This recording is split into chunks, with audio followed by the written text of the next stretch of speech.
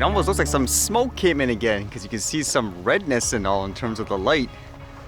And what's going on today? For some reason, it seems like a lot of the stories I read dealt with drones and bombs. What's going on? How about this first one? This one says, drug cartels are sharply increasing use of bomb-dropping drones, Mexican army says. The Mexican army said Tuesday that drug cartels have increased their use of roadside bombs or improvised explosive devices, especially bomb-dropping drones this year, with 42 soldiers, police, and suspects wounded by IEDs so far in 2023, up from 16 in 2022.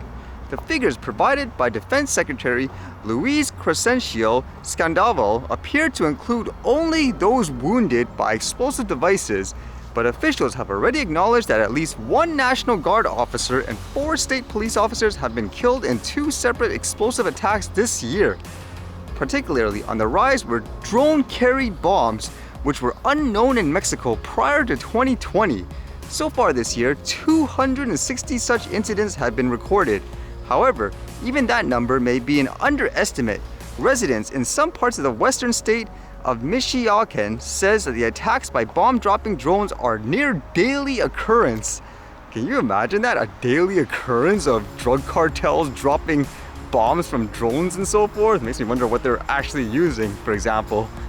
Maybe this answers it too, because apparently they say here they seem like they're homemade, stating, quote, all of these explosive devices are homemade based on tutorials that can be found on the internet. Scandaval said most of the devices appear to have been made with black powder, which is available in the marketplace, or more powerful blasting compounds stolen from mines. With that thought, I guess again, it's one of that thing where if anyone wants to use anything as a weapon, they can. So you have to have some kind of balance there, and the only thing you can really do, like in most cases, is find a way to deal with the situation. And by the sounds of it, it seems like the only thing they can really think of is to find them and then kind of destroy all of their, quote, homemade weapons and all that. But will this create, I guess, fear of people using even, let's just say, a, quote, consumer drone to make them drop bombs and all that, where they'll need to, quote, ban them all? And again, the stories keep coming today for some reason with people using bombs and drones, I guess. How about this one? It says, Birmingham University student plotted to supply IS with bomb delivery drone. I believe they mean ISIS. It says, a University of Birmingham PhD student plotted to supply Islamic State terrorists with a drone capable of delivering a bomb or chemical weapon, a court has been told. Mohammed Al-Barhid is accused of designing the device that had an explosive head and creating modified parts for it using a 3D printer. Material allegedly written by Mr. Al-Bard was uncovered by detectives, suggesting the idea for the drone was somewhat inspired by the design of the Tomahawk missile. Jurors heard he had filled out an application form to join IS and was reporting back to someone on his progress building the drone. Ms. Healy alleged that evidence gathered from the device said to belong to Mr. Al-Bard showed he was a supporter of IS and that his drone was being built to help the organization. So with all this, you'd have to think, okay, what else could you have been doing with that, quote, drone and all that? But either way, again, what's with all the stories today of people using drones and bombs? And this seems to be trending in a lot of places today. Apparently, some places are bringing back, I guess, mask mandates. Specifically, this one, it was from Lionsgate. This one says, masks are back at Lionsgate HQ as COVID outbreaks rise, including at Masked Singer Studio. The mask mandate is back for employees at Lionsgate headquarters in Santa Monica as COVID-19 cases in the state and nationwide have been on the upswing again. The policy change came after several employees tested positive for COVID-19 according to an internal memo. The change requires employees on 2 floors to wear a medical-grade face covering when indoors unless actively eating, drinking, or alone. That actually I still don't get even from before. I saw, for example, some people in the public, they'd be on, say, a bus or something like that. They'd wear the mask and then they sneak like a bite to eat all of a sudden, like they lift the mask up. I don't get it. Doesn't that contradict, for example, like the protection in that sense? It says in LA County workplaces, hospitals and other indoor settings with crowds of people are required to mask up when outbreaks occur, according to the Department of Public Health. So this is creating apparently a lot of controversy. Some people saying the lockdowns are all coming back again. There's hashtags of people saying do not comply and all that. So who knows what's going to happen now?